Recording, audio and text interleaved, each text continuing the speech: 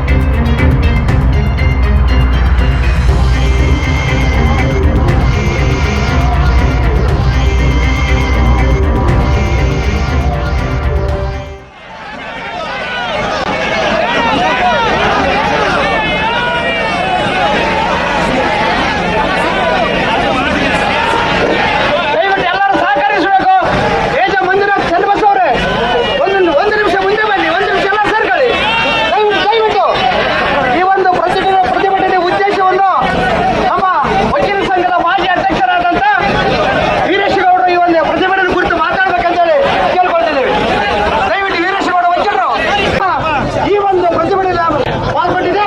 ಆದ ಕಾರಣ ಈ ಒಂದು ಸಭೆಯನ್ನು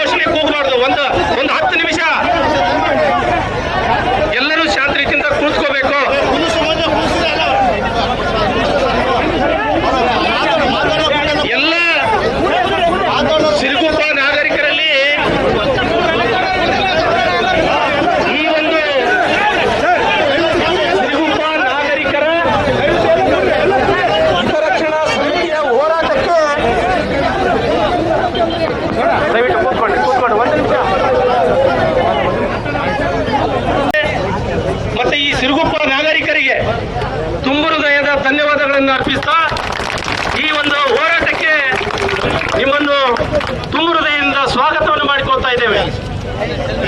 ಹಿರಿಯ ನಾಗರಿಕರ ಹೋರಾಟ ವೇದಿಕೆ ಏನಿದೆಯಲ್ಲ, ನಿಜವಾಗ್ಲೂ ಇವತ್ತು ನಾವೆಲ್ಲರೂ ಮೆಚ್ಚುಕೋಬೇಕಾದಂತ ವಿಷಯ. ಸಿರುಗುಪ್ಪದಲ್ಲಿ ಈಗಾಗಲೇ ಸುಮಾರು 3 ವರ್ಷಗಳ ಕಾಲ ಈ ರಸ್ತೆ, ಈ 150 ಏನು ರಾಷ್ಟ್ರೀಯ ಹೆದ್ದಾರಿ 150 ಏನಿದೆಯಲ್ಲ, ಇದು 3 ವರ್ಷಗಳ ಕಾಲ ಹೋರಾಟಕ್ಕೆ ನಾಂದಿಯಾಗಿದೆ ಇವತ್ತು. ಯಾಕೆ ಅಂದ್ರೆ 3 ವರ್ಷಗಳಿಂದ ನಾವು ಹೋರಾಟ ಮಾಡ್ತಾ ಇದ್ದೀವಿ. ಹಿಂದೆ ವಕೀಲರ ಸಂಘದ ವತಿಯಿಂದ ಮೊಟ್ಟ ಮೊದಲನೇದಾಗಿ ನಾವೆಲ್ಲರೂ ಹೋರಾಟ ಮಾಡ್ತಾ ಇದ್ದೀವಿ. ಈ 8 ತಿಂಗಳ ಹಿಂದೆ, ಹಿಂದಿನ ವರ್ಷ ಆಗಸ್ಟ್ ತಿಂಗಳಲ್ಲಿ ರಾಷ್ಟ್ರೀಯ ಹೆದ್ದಾರಿ ಕೆಟ್ಟಿದೆ ಅಂತ ಹೇಳ್ಬಿಟ್ಟು ವಕೀಲರ ಸಂಘದಲ್ಲಿ ಇಡೀ ಸಿರುಗುಪ್ಪ ನಾಗರಿಕರ ಹಿತದೃಷ್ಟಿಯಿಂದ, ವಕೀಲರು ನಾವು ಕೋರ್ಟ್ಗೆ ಅಷ್ಟೇ ಸೀಮಿತ ಇಲ್ಲ, ನಾವು ಸಾರ್ವಜನಿಕರಿಗಾಗಿ ಇರೋದು, ಆ ಕಾರಣಕ್ಕಾಗಿ ನಾವು ಬೀದಿಗಿಳಿದು ಹೋರಾಟ ಮಾಡಿದ್ವಿ. ಆ ಹೋರಾಟಕ್ಕೂ ಕೂಡ ಸಾರ್ವಜನಿಕರೆಲ್ಲ ನೀವು ಸಹಕಾರ ಮಾಡಿದಿರಿ, ಅದಕ್ಕೆ ನಾನು ತುಂಬ ಹೃದಯದ ಧನ್ಯವಾದಗಳನ್ನು ಅರ್ಪಿಸ್ತಾ ಇದ್ದೇನೆ. ಆವತ್ತು ನಾವು ಹೋರಾಟ ಮಾಡಿದಂತ ಸಂದರ್ಭದಲ್ಲಿ ಆವತ್ತು ರಾಷ್ಟ್ರೀಯ ಹೆದ್ದಾರಿ ಪ್ರಾಧಿಕಾರದವರು ಪ್ರತಿಯಾಗಿ ಆ ಸ್ಥಳಕ್ಕೆ ಬಂದು ಅವರು ಒಂದು ಆಶ್ವಾಸನೆಯನ್ನು ನೀಡಿದರು. ಇಲ್ಲ ಸರ್, ನೀವು ಯಾವುದೇ ಕಾರಣಕ್ಕೂ 2024 ಡಿಸೆಂಬರ್ ಅಂತ್ಯದ ಒಳಗೆ ಈ ಒಂದು ರಸ್ತೆಯನ್ನ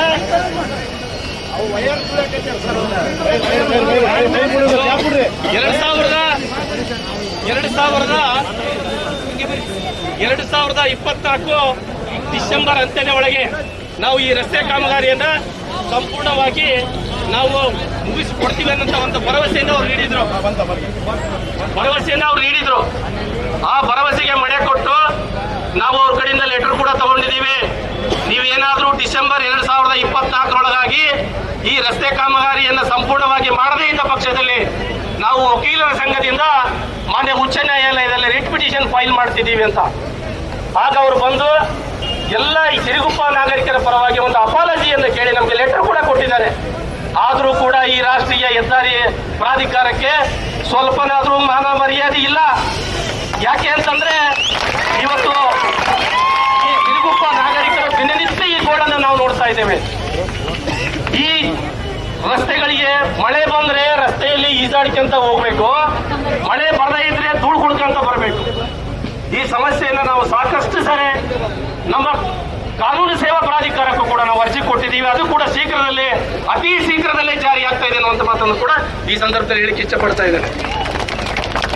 ಮತ್ತೆ ಇದನ್ನ ಮಿಕ್ಕಿ ಹೇಳಬೇಕು ಅಂತಂದ್ರೆ ನಿಜವಾಗ್ಲೂ ಬಹಳ ಬೇಜಾರಿ. ಇಲ್ಲಿ ನಮ್ಮ ಜನನಾಯಕರು ಎಲ್ಲರೂ ಯಾರು ಸ್ಪಂದಿಸೇ ಮಾಡ್ತಾ ಇಲ್ಲ. ಯಾಕೆಂದ್ರೆ ನಾವು ಕೇಳ್ತಾ ಇಲ್ಲ. ಇವತ್ತು ನಾವು ಹೋರಾಟ ಹಮ್ಮಿಕೊಂಡಿದ್ದೀವಿ ಅನ್ನೋ ಒಂದು ಕಾರಣಕ್ಕೆ ನಿನ್ನೆ ನಮ್ಮ ಜನಪ್ರತಿನಿಧಿಗಳು ಬಂದು ನಿನ್ನೆ ಕೆಲಸ ಸ್ಟಾರ್ಟ್ ಮಾಡಿದ್ದಾರೆ. ಇದು ಬೇಕಾ ನಿಮಗೆ? ಬೇಕೇನ್ರಿ? ನಾವು ಸಿರುಗುಪ್ಪ ನಾಗರಿಕರು, ನಮಗೆ ಕೇಳುವಂತ ಅಧಿಕಾರ ಇದೆ, ನಾವು ಕೇಳುವಂತ ಒಂದು ಹಕ್ಕಿದೆ. ದಯವಿಟ್ಟು ನಾನು ನಿಮ್ಮಲ್ಲಿ ಮುಂದಿನ ದಿನಗಳಲ್ಲಿ ಮನವಿ ಮಾಡ್ಕೋತಾ ಇದ್ದೀನಿ. ನಾವು ಇನ್ಮೇಲೆ ಯಾರು ಸುಮ್ಮನೆ ಕೂಡಬಾರ್ದು. ಇವತ್ತು ನಾವೆಲ್ಲ ಹೋರಾಟ ಮಾಡ್ತಿರೋದು ನಮ್ಮ ನಿಮಗೆ ಅಲ್ಲ, ಇಡೀ ಸಿರುಗುಪ್ಪ ನಾಗರಿಕರ ಸಾರ್ವಜನಿಕರಿಗಾಗಿ ನಾವು ಹೋರಾಟ ಮಾಡ್ತಾ ಇದ್ದೇವೆ. ಇನ್ನು ಮುಂದಿನ ದಿನಗಳಿಗೆಲ್ಲ ಆದ್ರೂ ಕೂಡ ಸರ್ಕಾರದ ಪ್ರತಿನಿಧಿಗಳು, ಇನ್ಕ್ಲೂಡಿಂಗ್ ಮುನ್ಸಿಪಾಲಿಟಿ ಇರ್ಬೋದು, ಸರ್ಕಾರಿ ಸಾರ್ವಜನಿಕ ಆಸ್ಪತ್ರೆ ಇರ್ಬೋದು, ಆರಕ್ಷಕ ನಿರೀಕ್ಷಕರ ಠಾಣೆ ಇರ್ಬೋದು, ಎಲ್ಲರೂ ಕೂಡ ಸಾರ್ವಜನಿಕರ ರಕ್ಷಣೆಗಾಗಿ ತಾವು ಕೆಲಸ ಮಾಡಬೇಕು ಅಂತ ಅಧಿಕಾರಿಗಳಲ್ಲಿ ನಾನು ವಿನಂತಿ ಮಾಡ್ಕೊಳ್ತಾ ಇದ್ದೇನೆ. ನಾವು ಹೋರಾಟ ಮಾಡಿದಾಗ ನಮ್ಮ ಇದೇ ಪದಾಧಿಕಾರಿಗಳು, ಆರಕ್ಷಕ ನಿರೀಕ್ಷಕರಾದ ಹನುಮಂತಪ್ಪ ಅವರು ಇದ್ರು, DSP ಸಾಹೇಬರು ಇದ್ರು, ಅವತ್ತು SP ಸಾಹೇಬರು ಕೂಡ ಬರೋರಿದ್ರು. ನಾನು ಇವತ್ತು ಅವರಿಗೆ ಹೆಮ್ಮೆ ಪಡ್ತಾ ಇದ್ದೀನಿ. ಯಾಕಂದ್ರೆ ನಮ್ಮೆಲ್ಲ ಹೋರಾಟಕ್ಕೆ ಅವರು ಸಹಕಾರ ನೀಡಿದ್ದಾರೆ. 4 ಗಂಟೆಗಳ ಕಾಲ ನಾವು ರಸ್ತೆಯನ್ನು ಬಂದ್ ಮಾಡಿದ್ದೇವೆ ಅವತ್ತು. ಅದಕ್ಕೆ ಅಧಿಕಾರಿಗಳೆಲ್ಲ ನಾನು ವಿನಂತಿ ಮಾಡ್ಕೋತಾ ಇದ್ದೇನೆ, ಇಲ್ಲಿ ಒಂದು ದಿನ ಏನು ರಸ್ತೆ ಓಡಾಟ ಮಾಡಿಲ್ಲ ಅಂದ್ರೆ ಯಾರಿಗೂ ನಷ್ಟ ಇಲ್ಲ. ಸಂಪೂರ್ಣವಾಗಿ ಇನ್ನ ಒಂದು 3-4 ಗಂಟೆಗಳ ಕಾಲ ಈ ರಸ್ತೆಯನ್ನು ನಾವು ಬಂದ್ ಮಾಡ್ತೀವಿ. ತಾವು ಸಹಕಾರ ಕೊಡಬೇಕು.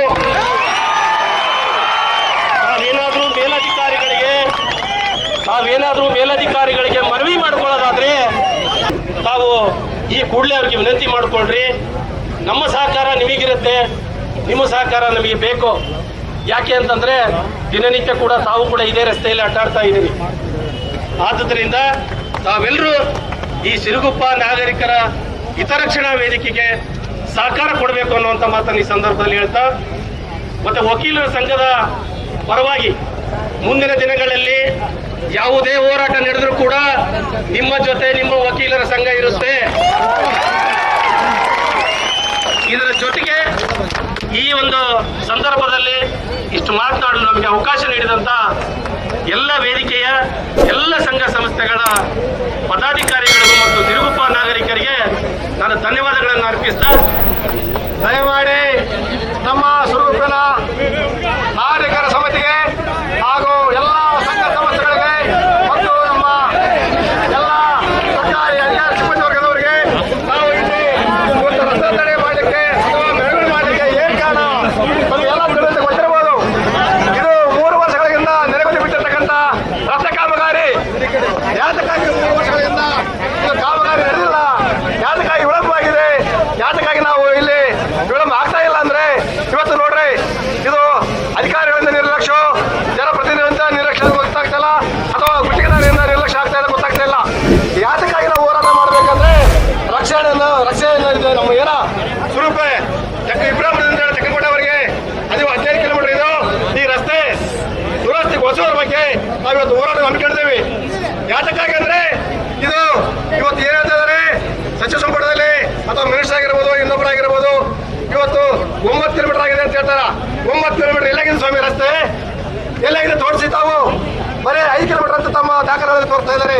ಯಾತಕ್ಕಾಗಿ ಸ್ವಾಮಿ ಇದನ್ನ ಯಾತಕ್ಕಾಗಿ ಮಾಡ್ಬೇಕಿದ್ರೆ ಅವರು ಅಧಿಕಾರಿಗಳಿಗೆ ಗೊತ್ತಾಗಲ್ಲ, ಯಾರಿಗೆ ಗೊತ್ತಿಲ್ಲ, ಅಥವಾ ಈ ನಮ್ಮ ಹಿರಿಯ ನಾಗರಿಕರಿಗೆ ಅಥವಾ ಸಾರ್ವಜನಿಕ ನಾಗರಿಕರಿಗೆ ಇದು ಮಾಹಿತಿ ಗೊತ್ತಿಲ್ಲ. ಅದಕ್ಕಾಗಿ ನಾವು ವಕೀಲರು ಬಂದಿರೋದ್ರಿಂದ ನಾವು ದಯಮಾಡಿ ಹೇಳ್ತೇವೆ, 15 ಕಿಲೋಮೀಟರ್ ಇಂದ ಆಗಿರ್ತಕ್ಕಂಥ ರಸ್ತೆ ಸರಿಯಾಗಿ ಕಾಮಗಾರಿ ಕೂಡ ಆಗಿಲ್ಲ. ಇವತ್ತು ಇಬ್ರಾಹಿಂಪುರ, ಹಳೆಕೋಟೆ ಮತ್ತು ಸಿರುಗುಪ್ಪ ನಗರ ಪಟ್ಟಣ ಸೇರಿರ್ತಕ್ಕಂಥ 5 ಕಿಲೋಮೀಟರ್ ಅದು ಕೂಡ ಕಾಮಗಾರಿ ನಡೆದೇ ಇಲ್ಲ. ಯಾತಕ್ಕಾಗಿ ನಾವು ಪ್ರಾಧಿಕಾರದವರು ಕೂಡ ಬಂದಿರ್ಬೋದು. ಏನ್ ಸ್ವಾಮಿ ಇದು ಪ್ರಾಧಿಕಾರ ಅಧಿಕಾರ ಅವರಿಗೆ ಇಲ್ಲವ, ಅಥವಾ ಗುತ್ತಿಗೆದಾರ ಕರೀಸ್ವಾಮಿ ಅವ್ರನ್ನ ಯಾತಕ್ಕಾಗಿ ಬರಬಾರ್ದು? ಅವರು ಇಲ್ಲಿ ಯಾರೇ ಗುತ್ತಿಗೆದಾರವರು? ಯಾವುದೋ ರಾಜ್ಯದಿಂದ ರಾಜ್ಯಕ್ಕೆ ಗುತ್ತಿಗೆದಾರ ಕೊಡ್ತಾರ? ಯಾತಕ್ಕಾಗಿ ಕೊಡ್ಬೇಕು ಅವ್ರಿಗೆ? ನಮ್ಮ ಇಲ್ಲಿ ಕೊಟ್ಟಿರ್ತಕ್ಕಂಥ ಸಾರ್ವಜನಿಕರಿಗೆ ಅಥವಾ ನಮ್ಮ ಎಲ್ಲ ಸಂಘ ಸಂಸ್ಥೆಗಳಿಗೆ ಕೊಡ್ತಕ್ಕಂಥ ವಿಷಯ ಅಷ್ಟೇ. ನಮ್ಮ ಇಲ್ಲಿ ಏನು 1 ಕಿಲೋಮೀಟರ್ 1 ಕೋಟಿ ರೂಪಾಯಿ ಅಂತ ಸರ್ಕಾರ ವೆಚ್ಚ ಇದೆಯಲ್ಲ, ಅದನ್ನ ಸರಿಯಾಗಿ ರಸ್ತೆ ಮಾಡ್ತಾ ಇಲ್ಲ. ಅದಕ್ಕಾಗಿ ನಮ್ಮ ಸಾರ್ವಜನಿಕರು ರಕ್ಷಣೆ ವೇದಿಕೆ ಅಂತ ಮಾಡಿ ಅಥವಾ ರಸ್ತೆ ಹೋರಾಟ ಅಂತ ಮಾಡಿ ನಾವೆಲ್ಲ ಕಾರ್ಯಕ್ರಮ ಹಮ್ಮಿಕೊಂಡಿದ್ದೀವಿ. ಎಲ್ಲರಿಗೆ ನಮ್ಮ ವಕೀಲ ಸಂಘದ ಪರವಾಗಿ ಮತ್ತು ಆರಕ್ಷಕ ನಿರೀಕ್ಷಕರ ಠಾಣೆ ಪರವಾಗಿ ಮತ್ತು ಹೈವೇದ ಪ್ರಾಧಿಕಾರ ವಿರುದ್ಧ ಅಥವಾ ಏನು ನಾವು ರಸ್ತೆಯನ್ನು ಕೂಗ್ತಾ ಇದ್ದೇವಲ್ಲ, ಇದನ್ನು ದಯಮಾಡಿ ಶಾಂತಿ ರೀತಿಯಿಂದ ಕೇಳಿ ಇದನ್ನು ಏನಕ್ಕಾಗಿ ನಾವು ಪರಿಹಾರ ಕೊಡಬಾರ್ತಾವು ಆದಷ್ಟು ಶೀಘ್ರವಾಗಿಯೇ ಈ ರಸ್ತೆ ಕಾಮಗಾರಿ ಮುಗಿಸ್ಕೊಡ್ಬೇಕಂತೇಳಿ ತಮ್ಮಲ್ಲಿ ವಿನಂತಿ.